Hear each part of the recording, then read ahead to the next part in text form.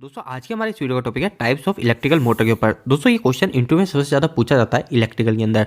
और दोस्तों इस वीडियो के अंदर आपको अच्छे से समझ में आए तो मैं आपको टाइप्स तो बताऊंगा ही और साथ साथ उस मोटर के यूजेस भी बताऊंगा जिससे आपको काफी अच्छे से समझ में आ जाए। तो दोस्तों वीडियो को स्टार्ट करते हैं। तो दोस्तों अगर आपसे कभी इंटरव्यू के अंदर इलेक्ट्रिकल मोटर कितने प्रकार की होती है यह पूछा जाता है तो आपको उनको क्लियरली आंसर देना है कि हमारी मोटर को 3 भागों में बांटा जाता है। ये 3 भाग कौन कौन से है? तो दोस्तों सबसे पहला जो भाग हो गया वो है हमारी एसी मोटर। ठीक है, आप सभी ने सुना है एसी मोटर। जो भी मोटर हमारी एसी करंट से चल रही है वो कहलाएगी हमारी एसी मोटर। इसके बाद में आपको दूसरा भाग बताना है, वो बताना है डीसी मोटर। जो भी मोटर हमारी डीसी सप्लाई से चलेगी वो कहलाएगी हमारी डीसी मोटर। और एक और थर्ड कहलाएगी दोस्तों हमारी स्पेशल मोटर। दोस्तों अगर आप यह आंसर बताओगे तो आपका इंप्रेशन दूसरों से काफी अच्छा बनने वाला है। तो दोस्तों अब जो हमने 3 भाग बताए इसके अंदर आपसे ये भी इंटरव्यू में पूछा जा सकता है कि एसी मोटर कितने प्रकार की होती है, डीसी मोटर या फिर स्पेशल मोटर कितने प्रकार की होती है। तो दोस्तों इसका आंसर अब जान लेते हैं। सबसे पहले एसी मोटर की बात कर लेते हैं। तो दोस्तों अगर आपसे इंटरव्यू में यह क्वेश्चन करा जाता है कि एसी मोटर के भागों के नाम बताओ तो आपको उनको क्लियरली बोलना है कि एसी मोटर हमारी 2 प्रकार की होती है। एक कहलाती है हमारी सिंक्रोनस मोटर और एक और कहलाती है एसिंक्रोनस मोटर। और दोस्तों जो हमारी एसिंक्रोनस मोटर होती है इसको हम इंडक्शन मोटर भी कहते हैं। और दोस्तों अगर आपसे इंटरव्यू में पूछा जाए कि सबसे ज्यादा उपयोग होने वाली मोटर कौन सी है तो दोस्तों वो यही मोटर है, इंडक्शन मोटर। और अगर आपको इंटरव्यू में इंप्रेशन अच्छा बनाना है तो आप इंडक्शन मोटर के साथ साथ एसिंक्रोनस मोटर भी बोल सकते हो, क्योंकि इंडक्शन मोटर का जो एक और नाम है वो एसिंक्रोनस मोटर है। अब दोस्तों आपको ये तो क्लियर हो गया कि हमारी एसी मोटर के अंदर 2 टाइप्स होते हैं, एक सिंक्रोनस और एक एसिंक्रोनस, जिसको हम इंडक्शन मोटर भी बोल सकते हैं। पर दोस्तों मैंने आपको कहा था कि मैं आपको इसके यूजेस बताऊंगा ताकि आपको याद रहना काफी आसान हो जाए। तो दोस्तों हमारी जो सिंक्रोनस मोटर होती है, एसिंक्रोनस मोटर तो आपने कई जगह देखी, पर जो हमारी सिंक्रोनस मोटर होती है ये दोस्तों कहाँ उपयोग ली जाती है? तो दोस्तों ये ज्यादातर हमारे पावर फैक्टर मेंटेन के लिए उपयोग की जाती है। अब दोस्तों आप ये बोलेंगे कि पावर फैक्टर मेंटेन के लिए हमारी कंपनी में कैपेसिटर का इस्तेमाल किया जाता है, पर दोस्तों कैपेसिटर हमारे किया जाता है, पर दोस्तों जहाँ पे बड़े बड़े जो पावर प्लांट होते हैं, जहाँ पे हमारी इलेक्ट्रिसिटी को बनाया जा रहा है, वहाँ पे हमारे कैपेसिटर बैंक की जगह सिंक्रोनस मोटर का इस्तेमाल किया जाता है पावर फैक्टर इंप्रूवमेंट के लिए। इसके अलावा दोस्तों जहाँ पे हमको कांस्टेंट स्पीड चाहिए होती है, मतलब हमारी स्पीड में कोई वेरिएशन ना आए, तो वहाँ पे हमारे सिंक्रोनस मोटर इस्तेमाल किया जाता है। अब ऐसी जगह कौन सी है? तो दोस्तों हमारी जो पेपर प्रिंटिंग की मशीन होती है वहाँ पे हमको काफी ज्यादा एक्यूरेसी चाहिए होती है, तो वहाँ पे सिंक्रोनस मोटर का इस्तेमाल किया जाता है। अब दोस्तों एसिंक्रोनस मोटर जिसको इंडक्शन मोटर बोलते हैं, इसका यूजेस कहाँ होता है? तो दोस्तों इसका यूजेस तो आपने अपनी कंपनी में सबसे ज्यादा ही देखा होगा। इसमें दोस्तों 2 भाग होते हैं। जो हमारी इंडक्शन मोटर होती है, इंडक्शन मोटर 2 प्रकार की होती है। एक होती है दोस्तों हमारी स्क्वायरल केज इंडक्शन मोटर और एक और कहलाती है हमारी स्लिप रिंग इंडक्शन मोटर। जो दोनों मोटर होती है इन दोनों को मोटर का नाम जो इसके रोटर के ऊपर ही रखा गया है। जो हमारा स्लिप रिंग इंडक्शन मोटर होती है, ये स्लिप रिंग जो इंडक्शन मोटर होती है इसका जो रोटर होता है इसमें एक स्लिप रिंग होती है।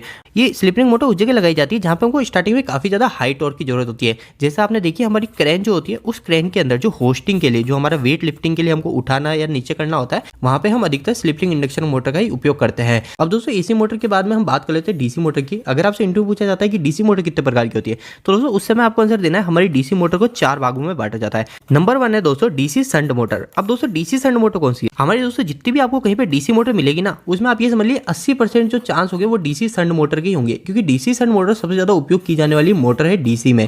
और दोस्तों ये जो डीसी मोटर है इसका इस्तेमाल आपने कहाँ पे देखा होगा? तो हमारे डीसी के जो फैन होता है वहां पे हमारी डीसी शंट मोटर का उपयोग किया जाता है। इसके अलावा आपने जो लेथ मशीन देखी है, उस लेथ मशीन के अंदर भी जो मोटर इस्तेमाल की जाती है डीसी की, वो डीसी शंट मोटर ही कहलाती है। इसके बाद में दोस्तों डीसी मोटर का सेकंड टाइप जो है वो है डीसी सीरीज मोटर। अभी डीसी सीरीज मोटर कहाँ पे इस्तेमाल की जाती है? दोस्तों हमारी जो डीसी सीरीज मोटर होती है, इस सीरीज मोटर को आप याद रखेंगे वहां से जहां से हमारे लिफ्टर जो होते हैं, एलिवेटर जो होते हैं, आप मॉल गए तो मॉल के अंदर आपने देखा है एलिवेटर लगे होते हैं जो हमको नीचे से ऊपर लेके जाते हैं। तो दोस्तों वहां पे क्या परमानेंट वेट जुड़ा होता है। तो दोस्तों जहां पे परमानेंट वेट जुड़ा होता है, जहां पे हमारी मोटर पे परमानेंट लोड रहेगा, वहां पे हम डीसी सीरीज मोटर का इस्तेमाल करते हैं। इसके अलावा दोस्तों आप एक चीज ध्यान रखिएगा, इंटरव्यू के अंदर आपसे ये भी क्वेश्चन किया जा सकता है, जो पुराने रेल के इंजन होते थे उसमें भी हम डीसी सीरीज मोटर का इस्तेमाल करते थे, पर आजकल के इंजन में हमारे एसी इंडक्शन मोटर का इस्तेमाल किया जाता है। अब दोस्तों डीसी मोटर के थर्ड टाइप की बात कर लेते हैं, जो कि है कंपाउंड मोटर। जो दोस्तों जो डीसी मोटर के अंदर कंपाउंड मोटर का नाम लिया जाता है, ये सबसे ज्यादा कम उपयोग में लेने वाली डीसी मोटर होती है। आपको ये बहुत ही कम जगह दिखेगी या फिर दिखेगी ही नहीं। इसके बाद में दोस्तों डीसी मोटर के लास्ट पार्ट की बात कर लेते हैं, डीसी परमानेंट मैग्नेट मोटर। तो दोस्तों मैंने चारों पॉइंट आपको बता दिए डीसी मोटर के अंदर 1, 2, 3, 4। और दोस्तों डीसी परमानेंट मैग्नेट मोटर का उपयोग कहाँ किया जाता है?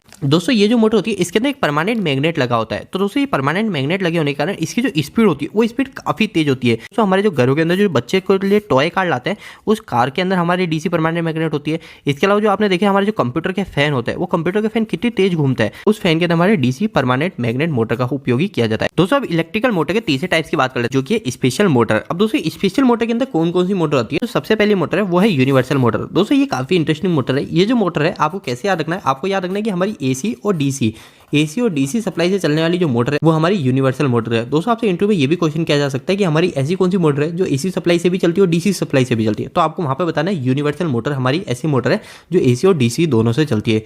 इसके बाद में स्पेशल मोटर का जो दूसरा टाइप्स है वो है स्टेपर मोटर। अब ये स्टेपर मोटर कौन सी, तो दोस्तों स्टेपर मोटर का इस्तेमाल उस जगह किया जाता है जहां पे हमारा जो रोटेशन होता है वो रोटेशन फिक्स होता है। रोटेशन फिक्स का मतलब जैसे दोस्तों आपने देखे है कोई मशीनें ऐसी आती है जो जैसे ये सामान है, इस सामान को उठा के वो इस जगह रख देगी, ठीक है, फिर वापस इस सामान को उठा के इस जगह रख देगी, तो उसका जो रोटेशन है वो रोटेशन फिक्स है, वो यहाँ से उठाएगी और यहाँ पे रखेगी। तो ऐसी जगह दोस्तों हमारे स्टेपर मोटर का इस्तेमाल किया जाता है। और दोस्तों स्पेशल मोटर जो होती है इसका इस्तेमाल हमारे रोबोट के अंदर भी किया जाता है। दोस्तों स्पेशल मोटर का जो थर्ड पार्ट है वो है सर्वो मोटर। दोस्तों सर्वो मोटर की एक खास बात यह है कि सर्वो मोटर के इस्तेमाल के लिए हमको एक सर्वो वीएफडी भी लगानी पड़ती है। और दोस्तों सर्वो मोटर का इस्तेमाल भी कई जगह किया जाता है जहां पे हमको फिक्स स्पीड चाहिए होती है या फिर हमारा जो रोटेशन है वो रोटेशन बिल्कुल फिक्स चाहिए होता है, बिल्कुल जहां पे हमको एक्यूरेसी चाहिए होती है वहां पे भी हम सर्वो मोटर का इस्तेमाल करते हैं। इसके अलावा दोस्तों जो रोबोट होता है रोबोट के अंदर भी सर्वो मोटर का भी इस्तेमाल करते हैं। तो स्पेशल मोटर के अंदर जो लास्ट पॉइंट आता है वो आता है दोस्तों ब्रशलेस डीसी मोटर का, ठीक है। ये ब्रशलेस डीसी मोटर जो आती है ये हमारे स्पेशल मोटर के अंदर आती है।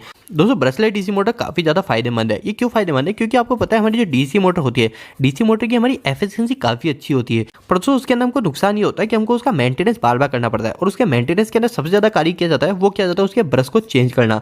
तो दोस्तों हमारी जो ब्रशलेस डीसी मोटर होती है ये ब्रशलेस डीसी मोटर की एफिशिएंसी काफी अच्छी होती है, क्योंकि इस मोटर के अंदर हमको बार बार ब्रश चेंज करने की प्रॉब्लम नहीं होती है। इस मोटर के अंदर ब्रश नहीं लगे होते हैं। दोस्तों इस मोटर को आप फ्यूचर मोटर भी बोल सकते हो, क्योंकि इसकी हाई एफिशिएंसी के चलते इस मोटर का काफी ज्यादा भविष्य में इस्तेमाल किया जाएगा। तो दोस्तों उम्मीद है कि आज आपके टाइप्स ऑफ इलेक्ट्रिकल मोटर्स जुड़े सवालों के जवाब मिल गए होंगे। दोस्तों अगर आप कहीं पे इलेक्ट्रिकल या फिर मैकेनिकल फील्ड के अंदर कहीं पढ़ाई कर या फिर जॉब कर रहे हैं तो दोस्तों आपके लिए काफी महत्वपूर्ण सूचना है कि हमने एक वेबसाइट स्टार्ट करी जिसका नाम है www.engineeringdost.com। दोस्तों इस वेबसाइट पे आपको काफी अच्छे हिंदी में इलेक्ट्रिकल और मैकेनिकल से जुड़े आर्टिकल मिलेंगे। और दोस्तों आपको यहाँ पे जो भी सारे आर्टिकल मिलेंगे वो इतने आसान शब्दों में होंगे कि यहाँ पे कोई 8वीं 10वीं क्लास के लड़के भी जाके इनको पढ़ते हैं तो वो भी अच्छे से इलेक्ट्रिकल और मैकेनिकल समझ जाएंगे। तो दोस्तों एक बार आप हमारी वेबसाइट से जरूर जुड़िए। इसके लिए दोस्तों आप गूगल पे जाके सर्च मारिए engineeringdost.com।